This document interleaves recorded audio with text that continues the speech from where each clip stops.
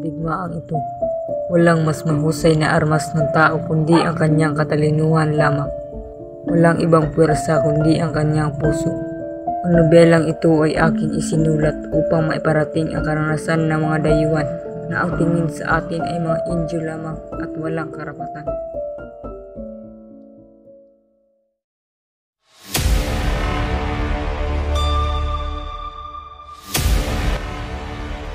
Isang bansang naghahangad ng kalayaan. Pag-ibig na wagas ng dalawang magkasintahan. Mga sikretong nakabaon sa kasaysayan. Magkaroon ng pagbabago ang siyang nais ng karamihan. Maria Clara.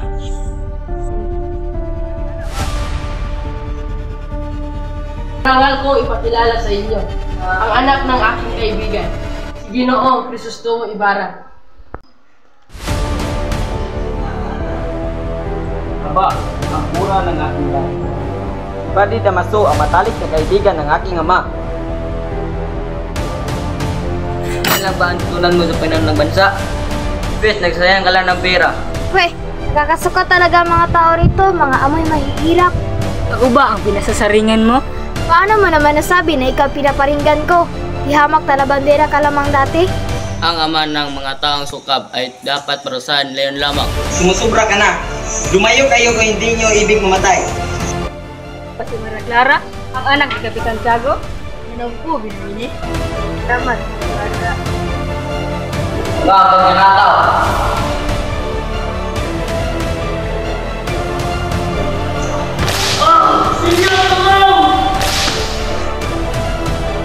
Tumimik ka! Osinyo, tulong! Elio! Crispin! Asan na kayo? Mga anak ko!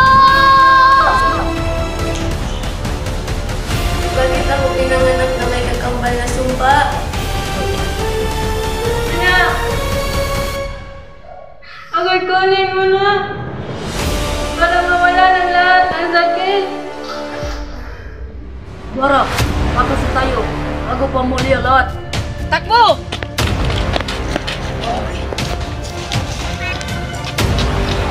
Jangan kumulang mga bugante.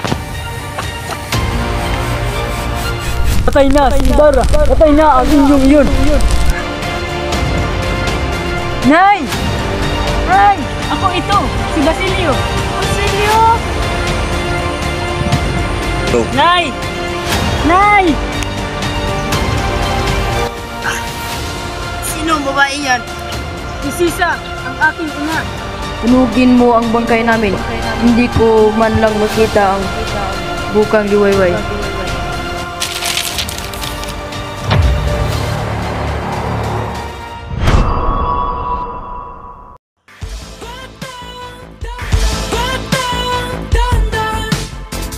Sa mundong kinagkagalawan, pagmasdan ang larawan ng itsurang nagmamalakas. Hindi pwedeng mabulag, makinig sa tamang tinig. Wala kang mapapala sa taong walang kahulugan. Huwag hahayaang magkaya sa iba.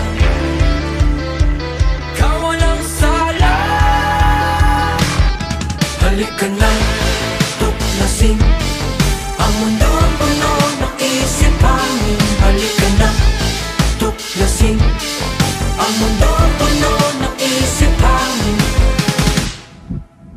La akong pate sa chinitang mistisa.